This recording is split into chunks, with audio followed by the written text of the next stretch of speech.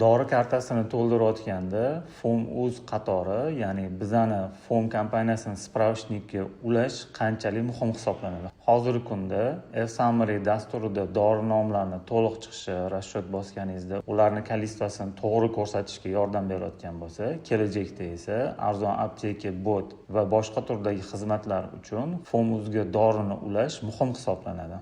Dori mahsulotining kartasini FOMUZga qanday qilib to'g'ri ulash kerakligini ko'rsatib beramiz. Ma'lum bir mahsulot ba'zida yo'q bo'ladigan bo'lsa, unga yangi karta ochish kerak bo'ladi.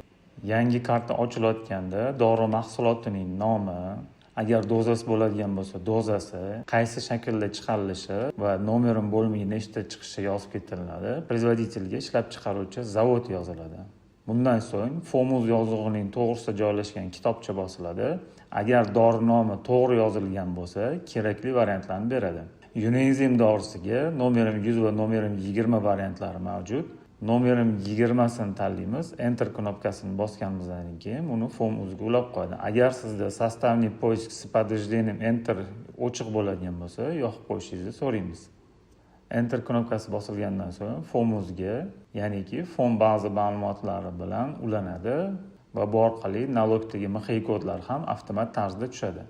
Agarda dori mahsulotining nomini noto'g'ri yozadigan bo'lsangiz, Unenzim dori mahsulotini bitta xato qilamiz va FOMUZ kitobchasini bosganingizdan keyin tepada ko'rishimiz mumkin bo'ladiki, dori mahsulotining nomi noto'g'ri yozilgani sababli bu dorini topib bermaydi. Kerakli dori mahsulotining nomini yozganimizdan keyin Enter bosamiz. Mahsulot nomi to'g'ri yozilgandan so'ng kerakli ma'lumotlarni sizga taqdim etadi. Va shu orqali FOMUZda shu dorini tanlab qo'yishingizga to'g'ri keladi. Ba'zi holatlarda dori nomlarining orasida mягкий znak mavjud bo'ladi. Albendazol dori vositasida ham mягкий znak mavjud nomlarning orasida. Agarda kerakli mягкий znak kerakli joyda bo'lmaydigan bo'lsa, FOMUZ kitobchasini bosganingizdan so'ng mягкий znak yetishmaganligi sababli sizga kerakli dorini topib bermasligi mumkin. Shuning uchun tepada dori mahsulotlarining nomini to'g'ri yozish, mягкий znak joyida mягкий znak yozish, A va O harflarida xato qilmaslik kerak. Agar xato qilinadigan bo'lsa, FOMUZ kitobchasi bosilgandan so'ng sizga kerakli ma'lumotlar ochib bermasligi mumkin. Albendazol dori vositasining nomini to'g'ri yozdik. FOMUZ to'g'risida kitobchasini bosamiz, tekshiramiz va shu dori nomiga mos bo'lgan dori variantlarini chiqarib beradi. Agarda zavodi juda ham ko'p bo'ladigan bo'lsa, mishkani o'ng tarafini bosgan holatda filtrni bosamiz va kerakli zavodni dorisini ajratib olishimiz mumkin. Navbahor deb yozamiz. Faqatgina Navbahor zavodiga tegishli albendazolni bizga saralab ajratib beradi. 400 mg nomerim 10 tanlagandan keyin Enter knopkasini bosgan holatda bu dorini bemalol kirim qilishimiz mumkin bo'ladi. Ba'zi bir dorilarda uni nomi bilan FOMUZda nomi orqali topish qiyin. Ularni zavodlari orqali topish imkoniyati bor. FOMUZ kitobchasini bosganidan keyin vitamin yozig'i bo'yicha chiqmasligi mumkin. Uni o'chirib kerakli zavodni yozish kifoya.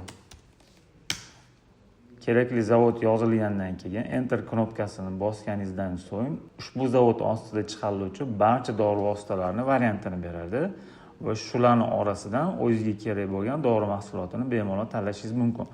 Bu qachon yordam beradi? Bu vitaminlarda, badlarda, ya'ni amerikanskiy badlarni topish birmuncha qiyinchilik tug'diradi va ba'zi bir dori bo'lmagan mahsulotlar bor, badguznik va shunga o'xshash qo'shimcha mahsulotlarni topish qiyin bo'ladi. Ya'ni siz yozayotgan yozuv boshqa, FOMUZda yozilgan yozuv boshqa. O'shalarni zavodlar orqali ajratib olish mumkin. Vitamin D3 2000 talik kapsulalarni kiritganmiz, lekin FOMUZda qanaqa saqlanganligini bilishimiz uchun zavodni alohida ajratib oldik va bu bilan bu dori mahsulotini to'g'ri topishimiz mumkin. Ko'rganingizdek, vitamin D3 FOMUZda boshqacharoq kiritilgan. Enter knopkasini bosamiz va bu dori mahsulotini biriktirib qo'yamiz. FOMUZda biriktirilgan yoki biriktirilmagan mahsulotlarni spravishnik medikament orqali ham topishimiz mumkin. Bunda kerakli dori vositasini qidirib topamiz. Kerakli dori mahsulotini qidirib topganimizdan keyin Enter bosganimizda FOMUZ qatorida qaysi dori ulanganini ko'rishingiz mumkin bo'ladi. Agarda boshqa dori mahsuloti ulangan bo'lsa, F-Summary'da, kelajakda esa arzon aptekada informatsiyalar noto'g'ri chiqishiga xalaqit beradi. Kitobchasini bosamiz va kerakli bo'lgan dori mahsulotini ulab qo'yishimiz mumkin bo'ladi. Dori mahsulotlarini FOMUZga to'g'ri ulangan yoki to'g'ri ulanmaganlarni avtomat tarzda tekshirishning imkoni yo'q.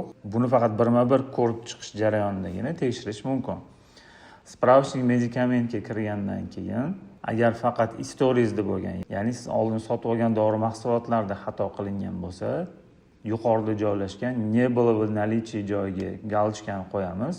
Mishkani o'ng tarafini bosgan holatda "Пометить остаткani" bosamiz. Ya'ni hozir sizda bor dorilarni, yo'g'ini, oldin istoriyada bo'lganlarni yoki siteva apteka bo'ladigan bo'lsa, setda bo'lganini ko'rsatadi. Dori mahsulotining nomi qo'yiladi, производитель qo'yiladi yoniga va naminamayni FOMUZ qatori yonma-yon qo'yiladi. Istoriya qatorini ham naminamayni FOMUZdan keyin qo'yasiz. Plus belgisi turgan bo'lsa, hozirda bu aptekada sotilyapti. Minus belgisi turgan bo'lsa, bu qachondir siz aptekangizda bo'lgan, lekin hozirda ostatkada yo'q. Agarda yulduzcha ko'rinishida bo'ladigan bo'lsa, bu siteva aptekalarda qaysidir siteva aptekangizda bu dori mahsuloti borligini bildiradi.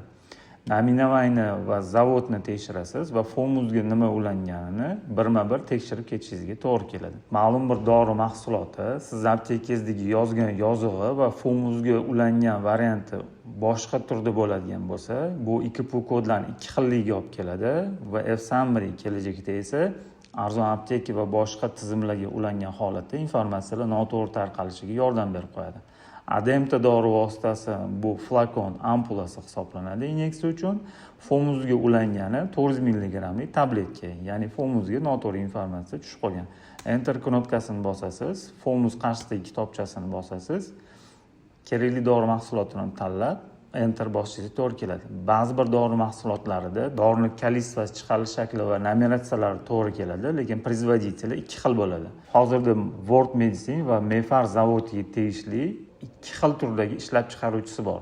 Buni siz sotayotgan upakovkaga qaraysiz, World Medicine'nikini sotasizmi yoki Mefar zavodnikini sotasizmi? O'shanga ahamiyat berasiz va kerakli zavodni tanlagan holatda Enter knopkasini bosib, saqlanib qilib qo'yishingiz mumkin bo'ladi.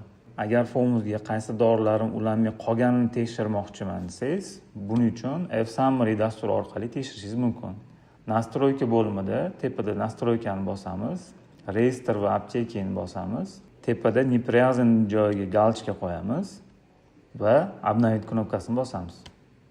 Hozirgi holatda 7774 ta dori FOMUZga ulanmaganligini ko'rsatyapti. Agar faqat dorixonada va set bo'yicha bo'lgan dorilarni ajratib bergan desangiz, "Было в aptekaniga galchka qo'yamiz va Обновить knopkasini qayta bosamiz. Oldin sizda bo'lgan, sotgan dorilaringizdan 125 tasi FOMUZga ulanmaganligini ko'rsatib turibdi. Adipin 10 mg nomerim 30, GMP Gruziya FOMUZga ulanmagan. Ulashlik uchun shu F-Summary'ni o'zida ham ulash mumkin. Mishkan o'ng tarafini bosasiz. FOMUZ tanlaysiz. Kichik oyna ochilgandan so'ng kerakli zavod miqdorlari bo'yicha tanlab Enter knopkasini bosish kifoya. Adipin 10 mg tabletka nomerim 30, GMP Pharmaceutical tomonidan ishlab chiqariladi. Enter knopkasini bosganimizdan keyin ushbu mahsulot spiskadan o'chadi. Bu ma'lumotlarni sotuv kassasi orqali ham tekshirish mumkin. Dori mahsuloti nomi va zavodi kiritilgan qatorida FOMUZ deb nomlangan qator bor. Bularni birma-bir solishtirishga to'g'ri keladi. Agarda dori nomi qatorida boshqa dori, lekin FOMUZda boshqa dori bo'ladigan bo'lsa, F-Summary'ga boshqa ma'lumot ketadi va nalog kodlari ham noto'g'ri bo'lib qolishi mumkin. Kassa yordamida dori mahsulotlarini FOMUZga noto'g'ri ulanganligini tekshirish mumkin, lekin bu yoqdan to'g'rilab bo'lmaydi. Uni faqatgina F-aptekadan spravshnik medikament orqaligina to'g'rilash mumkin.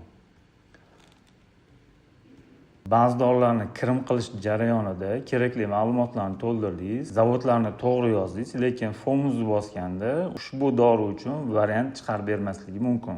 Bunaqa holatda Form Support Bot orqali kerakli ma'lumotlarni taqdim etasiz va bu FOMUZ bazasida paydo bo'ladi.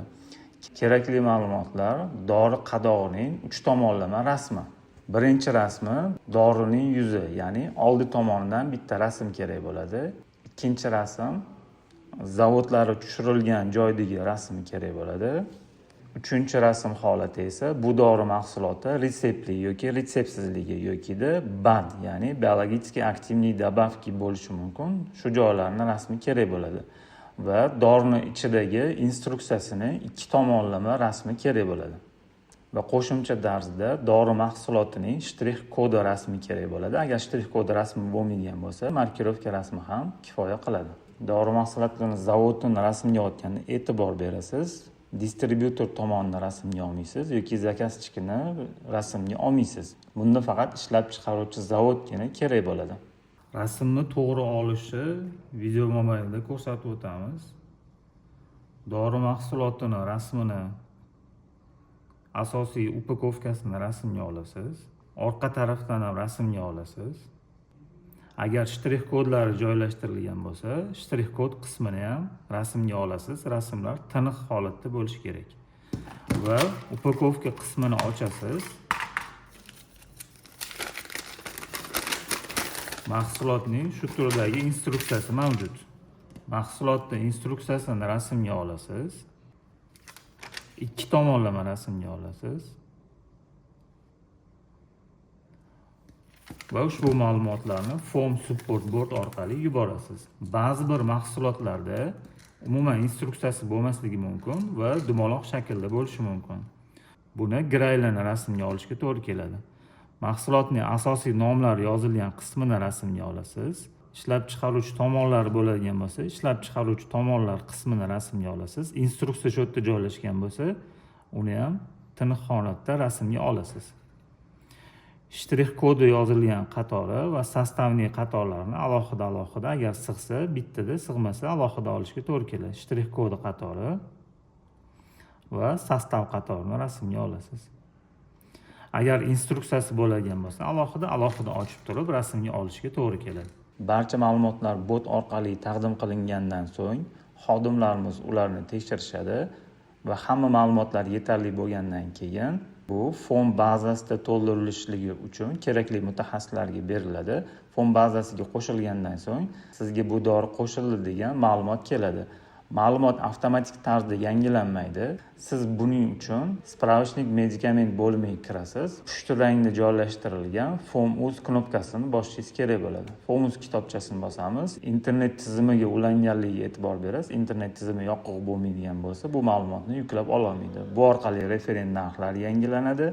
FORM.uz katalogi, ya'ni bizani bazada qo'shilgan dorilar yangilanadi.